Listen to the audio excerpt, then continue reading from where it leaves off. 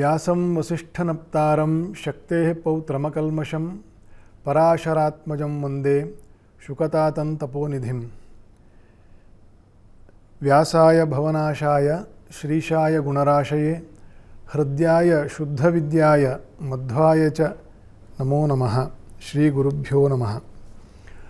ಸುವರ್ಣವಾಹಿನಿಯ ಕನ್ನಡ ವೀಕ್ಷಕ ಬಂಧುಗಳಿಗೆ ಶುಭಾಶಯಗಳು, ಶುಭಕಾಮನೆಗಳನ್ನು ಕೋರುತ್ತಾ ವಾಹಿನಿಯ ಈ ಮಾರ್ಚ್ ಮಾಸ ಭವಿಷ್ಯ ಹೇಗಿದೆ, ವರ್ಷ ಮುಗಿತಾ ಬರ್ತಾ ಇದೆ.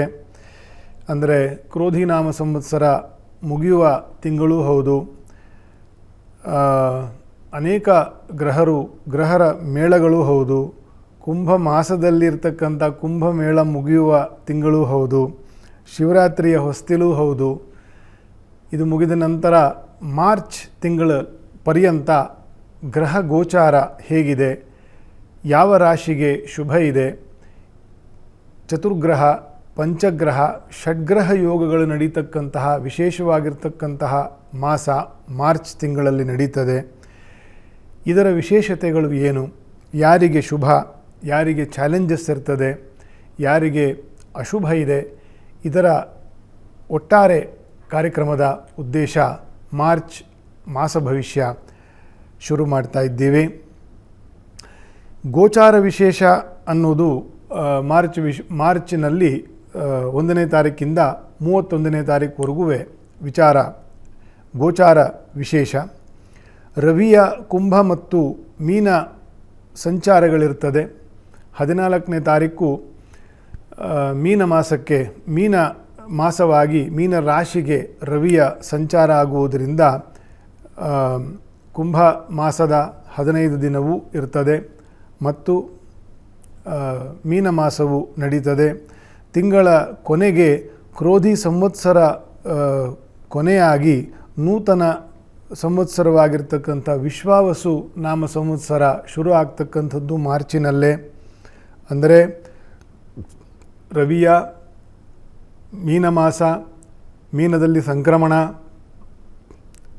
ಕ್ರೋಧಿನಾಮ ಸಂವತ್ಸರ ಮುಗೀತಕ್ಕಂಥದ್ದು, ನೂತನ ಸಂವತ್ಸರ ಶುರು ಆಗ್ತಕ್ಕಂಥದ್ದು.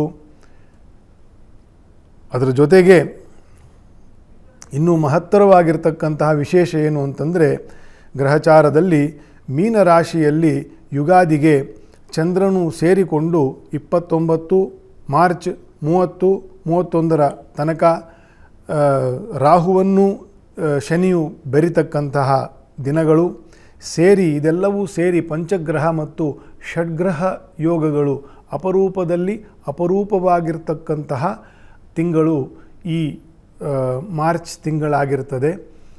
ಇದು ಪುನಃ ಈ ಒಂದು ಗ್ರಹ ಮೇಳವು ರಿಪೀಟ್ ಆಗೋದಿಲ್ಲ.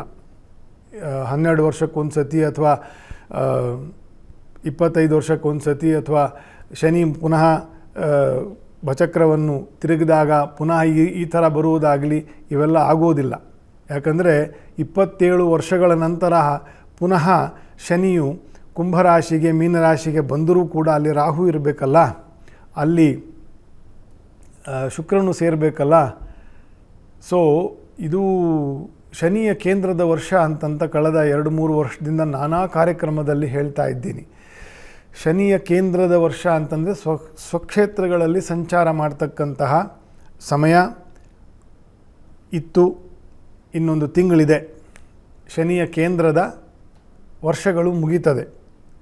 7.5 ವರ್ಷ ಹೇಗೆಲ್ಲ ಇದ್ದವೆ, ಈ ಜಗತ್ತು ಹೇಗಿತ್ತು, ನಿಮ್ಮ ವೈಯಕ್ತಿಕ ಜೀವನಗಳು, ಮನೋಧಾರಣೆಗಳು ಹೇಗಿತ್ತು, ಏನೆಲ್ಲ ಪ್ರಮುಖವಾಗಿರ್ತಕ್ಕಂತಹ ನಡೆಯಬೇಕಾದದ್ದು, ನಡೆಯಬಾರದ್ದೆಲ್ಲ ಏನೇನು ನಡೆದು ಹೋಗಿದೆ ಅಂತ ಒಂದು ಅವಲೋಕನೆ ಮಾಡಿಕೊಂಡ್ರೆ ಶನಿಯ ಕೇಂದ್ರದ ವರ್ಷ ಏನು ಅಂತಂತ ಸ್ವಲ್ಪ ಗಮನಕ್ಕೆ ಬರ್ತದೆ.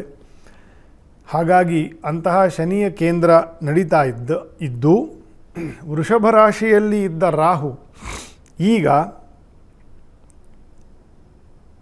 ಮೀನರಾಶಿಗೆ ಬಂದು ಮೀನರಾಶಿಯಿಂದ ಇನ್ನು ಕೇವಲ 2.5 ತಿಂಗಳಲ್ಲಿ ಮೇ ಮಧ್ಯದ ಹೊತ್ತಿಗೆ ಕುಂಭರಾಶಿಗೆ ಬರ್ತಾನೆ.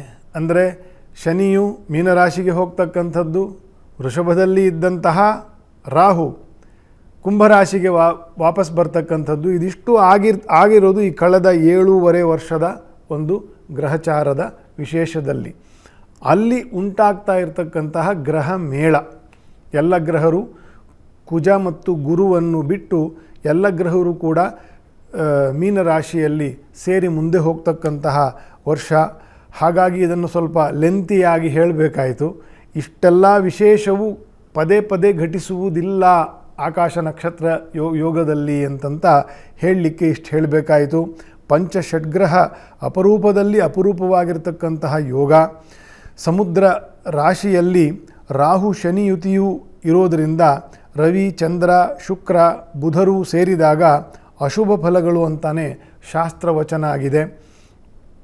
ಯಾಕಂದರೆ ಅಲ್ಲಿ ಮುಖ್ಯವಾಗಿ ಶನಿ ಮತ್ತು ರಾಹುಗಳು ಸೇರುವುದರಿಂದ ಸಾಮಾನ್ಯವಾಗಿ ಚತುರ್ಗ್ರಹ ಯೋಗ ಪಂಚಗ್ರಹ ಯೋಗಗಳು ವಿಶೇಷವಾಗಿರ್ತಕ್ಕಂತಹ ನಾವು ಊಹೆ ಮಾಡೋಕ್ಕಾಗದೇ ಇರತಕ್ಕಂತಹ ಶುಭ ಫಲಗಳನ್ನೆಲ್ಲ ಹೇಳಿದೆ.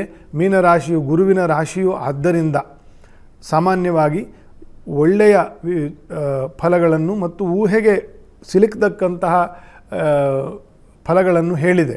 ಆದರೆ ರಾಹು ಮತ್ತು ಶನಿಯು ಈ ಮೀನರಾಶಿಯಲ್ಲಿ ಸಂಚಾರ ಮಾಡುವುದರಿಂದ, ಶುಕ್ರನು ಅಸ್ತನಾಗುವುದರಿಂದ, ಗುರುವು ಅಲ್ಲಿಂದ ಪೂರ್ವ ರಾಶಿಯಲ್ಲಿ ಅಂದರೆ ಅದಕ್ಕೆ ದೂರವಾಗಿ ಬೇರೆ ರಾಶಿಯಲ್ಲಿ ಇರುವುದರಿಂದಲೂ ಕೂಡ ಇದನ್ನು ಶುಭ ಅಂತ ಪರಿಗಣಿಸಿಲ್ಲ ಶಾಸ್ತ್ರಗಳಲ್ಲಿ. ಮರಣೋತ್ಸಾಹಿ ಸುಖಾರ್ಥ ಸುತಹೀನಃ ಅಂತಂತ ಶ್ಲೋಕದ ಒಂದು ಅರ್ಧ ಪದಗಳು ಹೀಗಿದೆ. ಅದರ ಅರ್ಥ ಏನಪ್ಪ ಅಂತಂದರೆ, ದೈತ್ಯ ದೇಹವನ್ನು ಉಳ್ಳವರು, ತೋಳದಂತೆ ಇರತಕ್ಕಂತಹ ಜನರು ಏಳಿಗೆ ಪಡಿತಕ್ಕಂಥದ್ದು, ಯುದ್ಧ ಪಿಪಾಸುಗಳು, ಯುದ್ಧವನ್ನೇ ಜೀವನ ಅಂತಂತ ಮಾಡ್ತಕ್ಕಂತಹ ಜನಗಳು, ಕ್ರೂರಕರ್ಮಿಗಳಾಗಿರ್ತಕ್ಕಂಥವರು ತಮ್ಮ ದುಷ್ಟ ಪ್ರಭಾವವನ್ನು ಜಗತ್ತಿನ ಮೇಲೆ ಬೀರ್ತಕ್ಕಂತಹ ಕಾಲ ಮಾರ್ಚ್ ಕೊನೆಯ ವಾರದ ದಿನಗಳಿಗೆ ನಾವು ಸಾಕ್ಷಿಯಾಗಬೇಕಾಗ್ತದೆ. ಯಾಕಂದರೆ ಅದು ಆ ಪಂಚಷಡ್ಗ್ರಹ ಯೋಗದಲ್ಲಿ ಶನಿ ರಾಹುವಿನ ಯುತಿಯ ಒಂದಿಗೆ ಆಗ್ತಕ್ಕಂಥದ್ದು. ಪಶ್ಚಿಮ ಮಧ್ಯಪ್ರಾಚ್ಯಗಳಲ್ಲಿ, ಪಶ್ಚಿಮ ತೀರಗಳಲ್ಲಿ, ಪಶ್ಚಿಮ ದೇಶಗಳಲ್ಲಿ, ಪಶ್ಚಿಮ ರಾಶಿಗಳಲ್ಲಿ ಆಗ್ತಕ್ಕಂತಹ ಈ ಜನರು, ಜನಜಾತ್ರೆ, ಜೀವ ಜನಾಂಗಗಳೇನಿದೆ ಅವರಿಗೆ ಹೆಚ್ಚು ಪ್ರಭಾವ ಆಗ್ತದೆ. ಈ ಪಂಚಷಡ್ಗ್ರಹ ಯೋಗಗಳು ಮಾರ್ಚಲ್ಲಿ ಆಗ್ತಕ್ಕಂಥದ್ದು. ಪಶ್ಚಿಮ ತೀರಗಳಲ್ಲಿ ಇದೆಲ್ಲದರ ಬಾಧೆಗಳು ತೀವ್ರಗೊಳ್ತದೆ.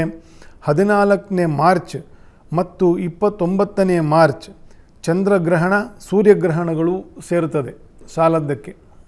ಈ ಚತುರ್ಗ್ರಹ ಪಂಚಗ್ರಹ ಷಡ್ಗ್ರಹ ಯೋಗಗಳು, ಶನಿ ರಾಹುಗಳು, ಶನಿ ಬದಲಾವಣೆ ಆಗಿ ಮೀನರಾಶಿಗೆ ಹೋಗಿ ಅಲ್ಲಿ ರಾಹುವ ಸಂಸರ್ಗ ಆಗ್ತಕ್ಕಂಥದ್ದು. ಈ ಎರಡು ಗ್ರಹಣಗಳು ಮೇ 18ನೇ ತಾರೀಕುವರೆಗೂ ಸುಮಾರು 48 ದಿನಗಳು ಜಗತ್ತಿಗೆ ಶನಿ ರಾಹು ಯುತಿಯ ದೋಷವು ಕಾಡಲಿದೆ. ಮೇ 18ನೇ ತಾರೀಕುವರೆಗೂ ರಾಹು ಕುಂಭರಾಶಿಗೆ ಬರುವವರೆಗೂ. ಅದೆಲ್ಲವೂ ಘಟಿಸ್ತಕ್ಕಂಥದ್ದು ಯಾವಾಗ ಶುರು ಆಗುವುದು? ಮಾರ್ಚ್ ತಿಂಗಳಲ್ಲಿ. ಹಾಗಾಗಿ ಈ ಮಾರ್ಚ್ ಬಹಳ ವಿಶೇಷವಾಗಿರ್ತಕ್ಕಂತಹ ಗ್ರಹಚಾರ ಗೋಚಾರ ಇರತಕ್ಕಂಥದ್ದು. ಇದನ್ನು ಶನಿ ರಾಹುಗಳ ಯುತಿಯನ್ನು ಕೆಲವು ಗ್ರಂಥಕಾರರು ಪೈಶಾಚ ಯೋಗ ಬಾಧೆ ಅಂತಂತ ಕರೀತಾರೆ. ಲೋಕದಲ್ಲಿ ಅದಕ್ಕೆ ಹೇಳಿದ್ದು ತೋಳದಂತೆ ಇರತಕ್ಕಂತಹ ಜನರು, ರಾಕ್ಷಸೀಯ ಪ್ರವೃತ್ತಿ ಇರತಕ್ಕಂತಹ ಜನರಿಂದ ಜಗತ್ತಿಗೆ ಪೀಡೆ ಜಾಸ್ತಿ ಆಗ್ತದೆ. ಸುಳ್ಳು, ಮೋಸ, ತಟವಟ, ಕಳ್ಳತನ, ದಗಲ್ಬಾಜಿತನಗಳು, ವಿಷ ಬೆರೆಸಿ ಪ್ರಾಣ ಹಿಂಡತಕ್ಕಂಥದ್ದು, ನಾನಾ ಬಗೆಯ ಸಾಂಕ್ರಾಮಿಕ ರೋಗಗಳನ್ನು ಹರಡ್ತಕ್ಕಂಥದ್ದು ಕೂಡ ಈ ಶನಿ ರಾಹುವಿನ ಯುತಿಯಲ್ಲಿ ಹೇಳಲಾಗಿದೆ. ಅದು ಘಟಿಸ್ತಾ ಇರತಕ್ಕಂಥದ್ದು ಮಾರ್ಚ್ ತಿಂಗಳಲ್ಲಿ. ಹಾಗಾಗಿ ಅದನ್ನು ಪೈಶಾಚ ಯೋಗ ಬಾಧೆ ಅಂತಂತ ಕರೀತಾರೆ.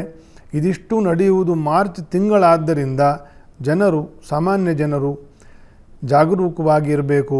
ಜಗಳ ಕದನಗಳಿಗೆ ದಿಢೀರಾಗಿ ಕಾರಣವಿಲ್ಲದೆಯೇ ಜಗಳ ಆಗ್ತದೆ. ಹಾಗಾಗಿ ನಾನು ಯಾವಾಗಲೂ ಹೇಳ್ತಾ ಇರ್ತೀನಿ, ಜಾಗರೂಕವಾಗಿರೋದು ಅಂತಂದರೆ ಏನು ಅರ್ಥ? ಪದೇ ಪದೇ ಹೇಳ್ತಿರ್ತೀನಿ, ನನ್ನ ಆರ್ಟಿಕಲ್ಸ್ನಲ್ಲೂ ಬರಿತಾ ಇರ್ತೀನಿ, ಜಾಗ್ರತೆ ಇರಲಿ, ಜಾಗರೂಕವಾಗಿ ನೋಡ್ಕೊಳ್ಳಿ.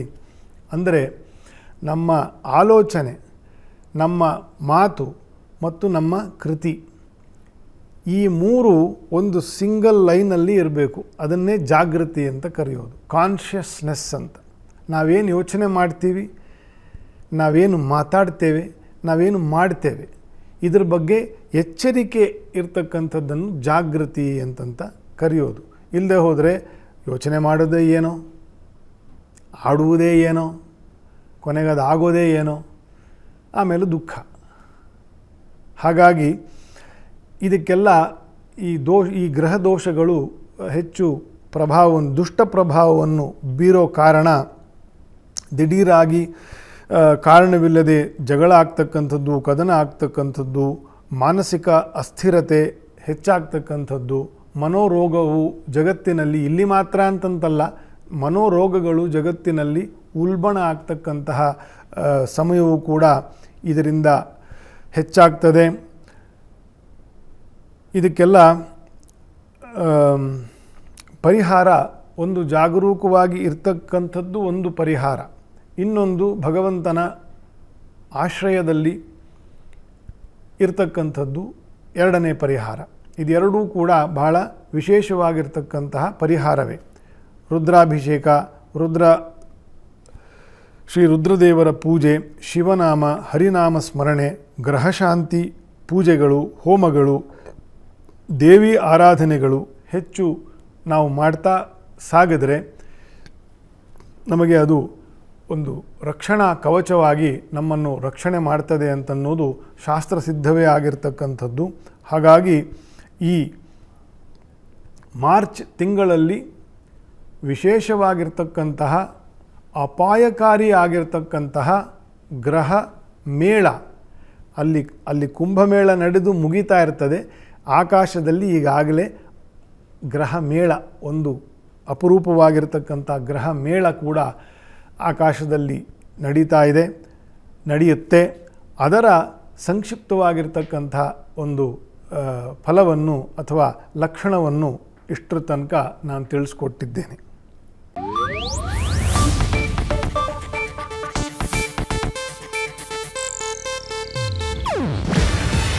ಇದು ಏಷ್ಯಾನೆಟ್ ನ್ಯೂಸ್ ನೆಟ್ವರ್ಕ್ ಪ್ರಸ್ತುತಿ. ನೀವು ನೋಡ್ತಿದ್ದೀರಾ ಏಷ್ಯಾನೆಟ್ ಸುವರ್ಣ ನ್ಯೂಸ್.